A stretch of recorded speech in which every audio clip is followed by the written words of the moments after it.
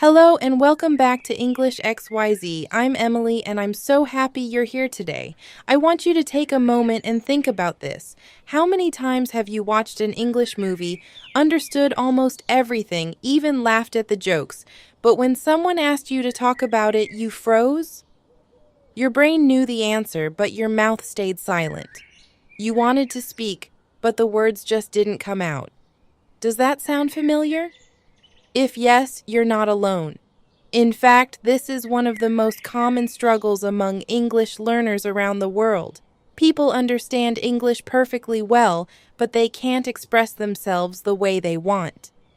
Today on English XYZ, we are going to explore why this happens, and more importantly, how to fix it. So sit back, relax, take a deep breath, and let's begin together. Let's start with a simple truth. Listening and understanding English is passive, but speaking English is active. These are two completely different skills. Listening is like watching someone swim. You can see how they move their arms and legs. You can study the technique. You can even imagine yourself doing it. But when you jump into the water, everything changes. Suddenly, it's not theory anymore. It's real, and your body must move. The same happens with speaking English. You can understand it when others talk, but when it's your turn, your mind goes blank. You know the words, but your tongue doesn't move fast enough. That's because your brain has learned to understand, not to produce. The first reason this happens is lack of speaking practice. Think about how you learned your first language. As a child, you didn't learn by studying grammar or reading books. You learned by listening and speaking every single day. The second reason is fear of mistakes. People corrected you. This is one of the biggest blocks for learners. But with English, most learners do the opposite. What if I say something wrong? They study grammar rules. They memorize vocabulary. What if I make a grammar mistake? They listen to videos. These thoughts rarely create a wall between you and fluency. And when they do, it's only in the classroom. But here's something maybe powerful. Once or twice a week. Mistakes are not proof of failure. Speaking is a physical skill, not just a mental one. Every person who speaks English mouth, tongue, and vocal cords made hundreds of mistakes. Just like muscles. Even native speakers make them. Your brain learns, but your mouth stays weak. Do you remember when you first learned to ride a good singer by only listening to music? You probably fell many times. You must sing. The same rule applies to English. You kept trying until balance became natural. Speaking English is the same. The only way to avoid mistakes is to stay silent forever. But silence will never bring confidence. Every time you speak, even with mistakes, you get better. Every mistake is a teacher. Every word you speak is a victory. The third reason is mental translation. This one is tricky. Many learners think in their own language first, then try to translate the words into English. But language doesn't work like math. It's not about replacing one word with another. Every language has its own rhythm, its own way of expressing emotion, tone, and context. When you translate in your head, your brain becomes slow. By the time you find the right English words, the conversation has already moved on. You feel stuck and embarrassed. The solution is not to force translation, but to train your brain to think directly in English. That takes time, but it's absolutely possible, and I'll show you how in a moment. The fourth reason is your brain speed. Your brain simply isn't used to producing English quickly. When you're learning a new skill, your brain works slowly, carefully. But with practice, it speeds up. Think of typing on a keyboard. The first time you tried, you probably looked at each letter. It felt slow and uncomfortable. But after a few weeks, your fingers started moving automatically. Now you type without thinking. English speaking works the same way. You need to train your brain and mouth to move together smoothly and naturally. This happens through repetition, through real speaking practice, not by reading grammar books or only listening. Now let's talk about something emotional. Fear. Fear is natural. Almost every learner feels it. You might feel shy. You might feel nervous when you open your mouth. Your heart beats faster. Your voice shakes. Your mind says, "Don't say it. You'll be wrong." But here's the truth. The fear you feel is not your enemy. It's a sign that you are growing. Fear means you're stepping outside your comfort zone. If you wait for the fear to disappear, you will wait forever. Confidence doesn't come first. Action comes first. Confidence comes after. The more you speak, the less afraid you become. You don't eliminate fear by waiting. You eliminate it by speaking through it. Now let's talk about how to break this silence.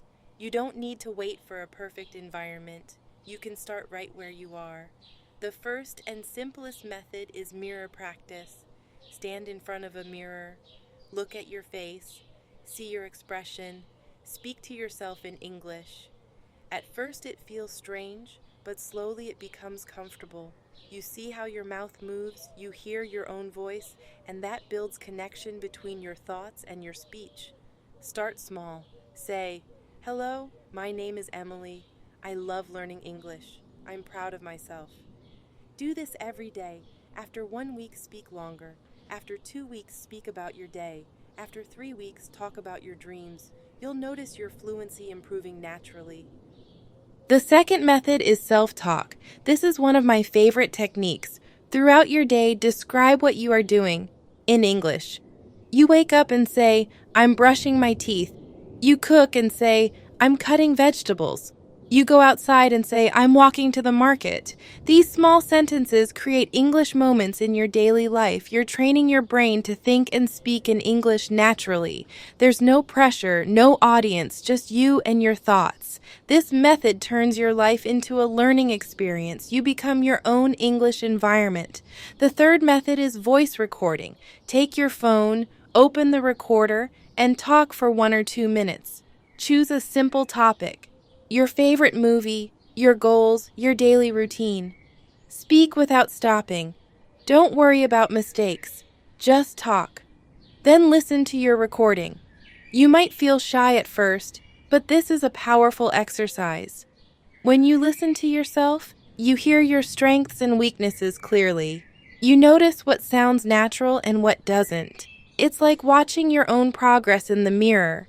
And when you record regularly, you'll hear how much your voice changes with time.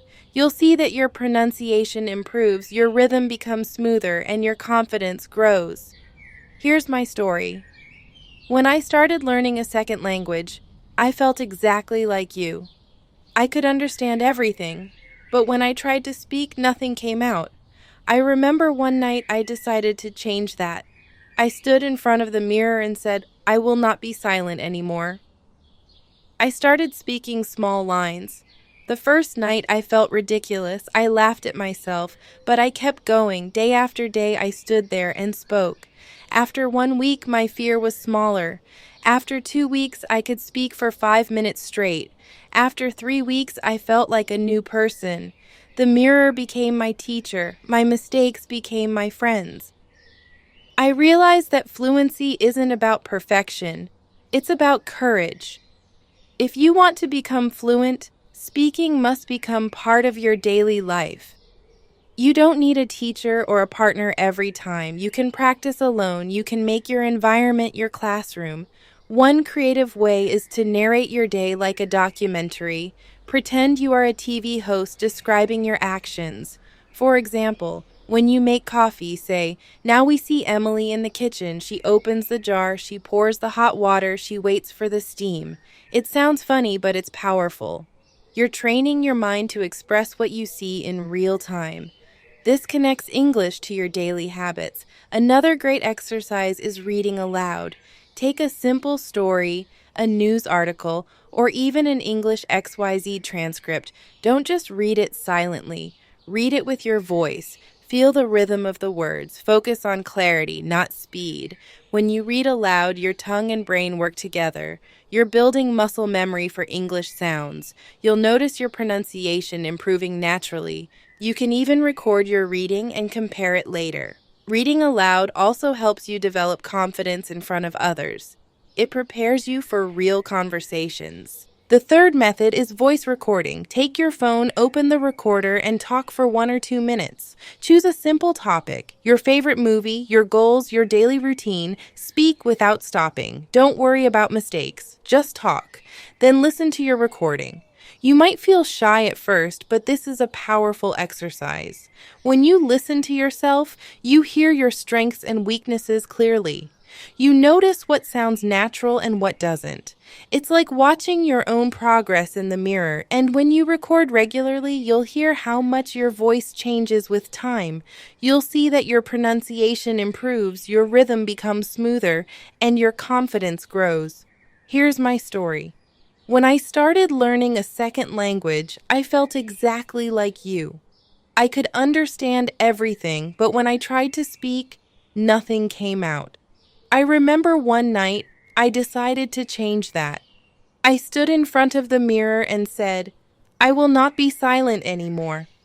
I started speaking small lines. The first night, I felt ridiculous. I laughed at myself. But I kept going. Day after day, I stood there and spoke. After 1 week, my fear was smaller. After 2 weeks, I could speak for 5 minutes straight. After 3 weeks, I felt like a new person. The mirror became my teacher. My mistakes became my friends. I realized that fluency isn't about perfection, it's about courage. If you want to become fluent, speaking must become part of your daily life. You don't need a teacher or a partner every time. You can practice alone. You can make your environment your classroom. One creative way is to narrate your day like a documentary. Pretend you are a TV host describing your actions. For example, when you make coffee, say, now we see Emily in the kitchen. She opens the jar, she pours the hot water, she waits for the steam. It sounds funny, but it's powerful. You're training your mind to express what you see in real time. This connects English to your daily habits. Another great exercise is reading aloud. Take a simple story, a news article, or even an English XYZ transcript. Don't just read it silently. Read it with your voice. Feel the rhythm of the words. Focus on clarity, not speed. When you read aloud, your tongue and brain work together. You're building muscle memory for English sounds. You'll notice your pronunciation improving naturally. You can even record your reading and compare it later. Reading aloud also helps you develop confidence in front of others. It prepares you for real conversations. You can also talk to pets, plants, or even objects. It might sound silly, but it works. Say to your dog, "Good morning, you look happy today." Say to your plant, "You need some water. Don't worry, I'll take care of you." These small interactions remove pressure. They allow you to speak freely without fear of judgment. The goal is not to have a perfect listener, but to make your brain comfortable with speaking English anytime, anywhere. Technology can be your friend too. Use apps that help you practice speaking. Many apps can listen to your pronunciation and give instant feedback. They don't laugh, they don't judge, they just help. You can also use voice assistants like Google Assistant or Siri. Ask questions in English, practice commands. The more you use English in your digital life, the more natural it becomes. You may not always have a conversation partner, but you always have your phone, and that can be your best practice tool. Now let's talk about learning from masters. The best way to grow is to learn from great speakers. A master can be an actor, a newscaster, or even a YouTuber you love. Find someone whose voice inspires you. Listen carefully. Don't just focus on the words. Pay attention to rhythm, emotion, and pauses. Notice how they stress certain words. Notice how their voice rises and falls. These are the musical elements of English, and they make you sound alive. Try to imitate them. Record yourself saying the same lines. Compare both versions. Don't worry if you don't sound perfect. The goal is to learn rhythm and confidence. You can also use songs. Choose your favorite English song and instead of singing it, speak the lyrics like normal conversation. This will help you understand pronunciation and emotion. For example, take a love song and speak it slowly. Feel the emotion behind each word. This makes English feel more human and less mechanical. Another amazing technique is shadowing. This is when you listen to a speaker and repeat what they say immediately, almost like an echo. It's not easy at first, but it's one of the most effective ways to improve fluency. You can shadow movie dialogues, podcasts, or speeches. Listen, repeat, and match their tone. You're training your brain, ears, and mouth all at once. Shadowing helps you think faster, pronounce better, and speak with confidence. Let's make it practical. Imagine you're watching a short English video. Play one line, pause, repeat the same line in your own voice, then play the next line. Do this for 5 minutes a day. In just 1 week, you'll notice your speech becoming smoother. After a month, you'll feel a real change in your confidence. That's the power of active practice. You can also mix imitation with creation. First, copy a speaker exactly. Then retell the same idea in your own words. For example, if a speaker says, "Learning English is a journey," you can say, "Improving English takes time, step by step." This builds flexibility. You're not just repeating, you're creating. You start to develop your own English voice. Here's a quick story. One of my students, Mia, used to say she understood everything but couldn't speak. She was shy and nervous. I asked her to start with mirror practice and self-talk. At first, she laughed at herself, but she kept going. She spoke to herself in English every morning. She described her day, her thoughts, her emotions. After a month, she came to class smiling. She said, "Emily, I finally spoke with a foreigner and I didn't freeze." That moment changed everything for her. She realized fluency is built at home in small moments through consistent effort. Before we close today's beautiful session, I just want to speak to you heart to heart. Learning English is not only about grammar or vocabulary, it's about courage. It's about standing up every single day and saying, "Yes, I can." And if you are still here listening to my voice right now, that means you are one of the few who truly believe in themselves. I am so proud of you. I know it's not easy. Some days you feel motivated and some days you feel tired. Some days the words flow and some days they just don't come. But please don't stop. You are growing even when you can't see it. You are improving even in silence. Every time you listen, repeat, and practice, your English becomes stronger and your confidence becomes brighter. So if this podcast gave you even a little spark of hope, a little motivation to keep going, then don't let it end here. Subscribe to this channel, English XYZ. Stay connected. We are not just learning English, we are building a family of dreamers, speakers, and believers from all around the world. And I'd love to know, where are you listening from? Tell me in the comments below. I read every single one, and it warms my heart to see people from India, Brazil, Japan, Africa, America, everywhere, learning together, speaking together, growing together. And if my words touched your heart, if this podcast helped you in your journey, please support this channel. You can donate even a small amount to help me keep creating